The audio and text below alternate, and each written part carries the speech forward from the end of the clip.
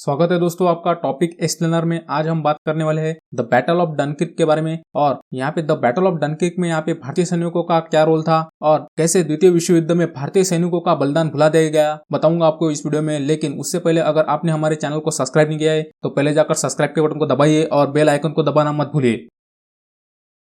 तो दोस्तों आपको जैसे कि बता दूं कि वर्ल्ड वॉर 2 के दौरान जो दुनिया थी पूरी वो दो भागों में बटी हुई थी। एक तरफ थे अलाइड पावर्स और एक तरफ थे एक्सिस पावर्स। जो देश अलाइड पावर्स को लीड कर रहे थे उनमें यूनाइटेड किंगडम, यूएसए, फ्रांस और आपको सोवियत यूनियन यानी रशिया मिलेगा। जबकि जो देश एक्सिस पावर को लीड कर रहे थे उनमें आपको जर्मनी, इटली और जापान जैसे देश मिलेंगे।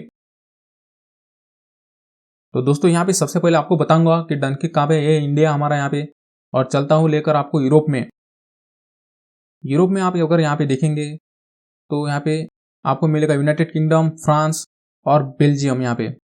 और इन तीनों देशों के बीच यहाँ पे फ्रांस का एक सी पोर्ट है, उसका नाम डनकिर्क है। यहाँ पे एक बहुत छोटा सा शहर है फ्रांस का, यहीं पर यहाँ पे ये बैटल लड़ी गई थी। तो यहाँ पे जो डनकिर्क है ये फ्रांस के तट पर एक छोटा सा शहर है और द्वितीय विश्व युद्ध के दौरान बड़े पैमाने पर यहाँ पे सैन्य अभियान हुए थे। तीन जो प्रमुख यूरोपीय शक्तियां यहाँ पे इंग्लैंड, यहाँ पे फ्रांस और बेल्जियम, इनके बीच में यहाँ पे ये शहर बसा हुआ है। फ्रांस का यह शहर सदियों से व्यापार, यात्रा और इसके साथ साथ कई खूनी लड़ाइयों का केंद्र रहा है।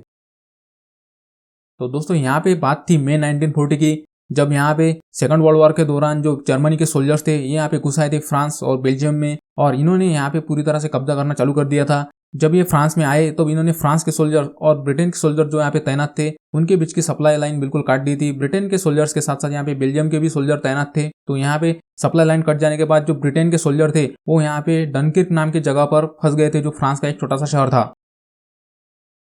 तो दोस्तों यहाँ पे जो ब्रिटेन के सोल्जर थे उनमें 300 भारतीय सोल्जर भी यहाँ पे डनकिर्क में फंसे हुए थे।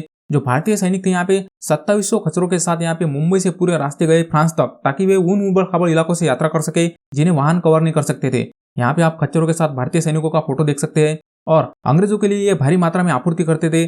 जो यहाँ पे खच्चर होते हैं उनके साउंड बॉक्सेस भी यहाँ पे ऑपरेशन के द्वारा निकाले गए थे ताकि जर्मन सैनिकों को इनकी आवाज ना आए जब ये यहाँ पे ट्रैवल करे। भारतीय सैनिक यहाँ पे 25वीं एनिमल ट्रांसपोर्ट कंपनी के थे जिन्होंने ब्रिटिश सेना की मदद के लिए अपने खच्चरों के साथ 11,265 किलोमीटर की यात्रा यहाँ पे की थी। और इन्होंने यहाँ पे खाकी, टीन का हेलमेट, टोपी और पगड़ी पहनी थी। उनके पास यहाँ पे कोई हथियार नहीं था क्योंकि जब फ्रांस में उतरने से 6 महीने पहले जब उन्होंने पंजाब छोड़ा था तब कोई भी हथियार ब्रिटिश आर्मी द्वारा इनको जारी नहीं किया गया था। फ्रांस में कड़ाके के ठंड में ब्रिटिश सेना को आपूर्ति ढोने के लिए और मोटर यहाँ पे रिप्लेस करने के लिए इनके जो भी मोटर चलित वाहन होते थे, जो भी मशीन होती थी, वो बिगड़ने के बाद जब रिप्लेस करना पड़ता था तो यहाँ पे ब्रिटिश के सैनिकों को खच्चरों की आवश्यकता होती थी। लेकिन क्योंकि उनके पास यहाँ पे एनिमल मैनेजमेंट स्किल नहीं था इसलिए इन्होंने भारतीय सैनिकों को उनकी मदद के लिए तैनात किया था।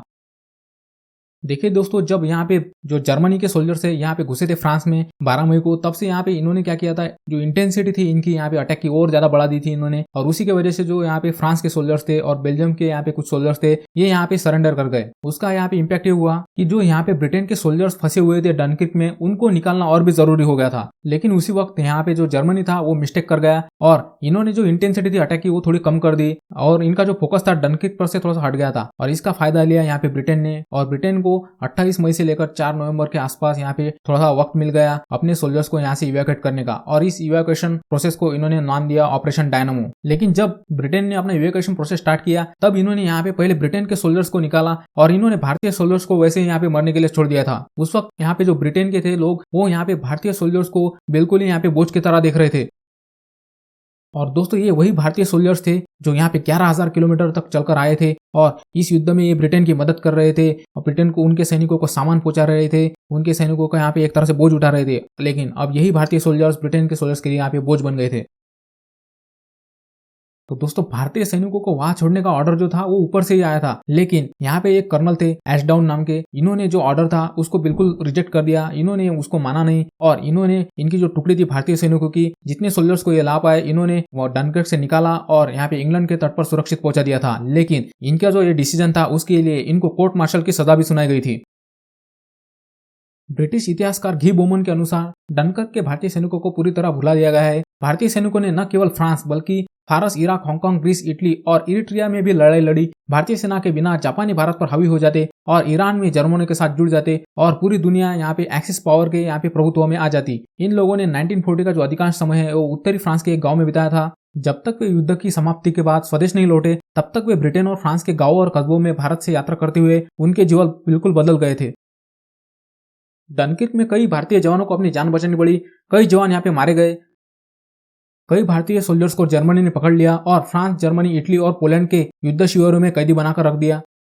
लेकिन दोस्तों यहाँ पे सरप्राइजिंग बात यह है कि जो ब्रिटेन के प्रधानमंत्री थे विंस्टन चर्चिल, इनकी किताबों और फिल्मों में बिल्कुल भी भारतीय सोल्जर्स को नहीं दिखाया गया है। बिल्कुल भी यहाँ पे जो द्वितीय विश्व युद्ध में भारतीय सोल्जर्स का बलिदान था, यहाँ पे ब्रिटेन की तरफ से ये लड़े, यहाँ पे इनको बिल्कुल भी पूरी तरह से भुला दिया गया है। जो विंस्टन चर्चिल है इनके बारे में थोड़ा आपको बता दूं, ये भारत के लिए बिल्कुल विलन के रूल में थे, बिल्कुल विलन के रूप में थे। और इनको मैं क्यों विलन कह रहा हूँ, आप थोड़ी अगर हिस्ट्री जानेंगे तो आपको ये बिल्कुल पता चल जाएगा क्यों मैं इनको विलन कह रहा हूँ।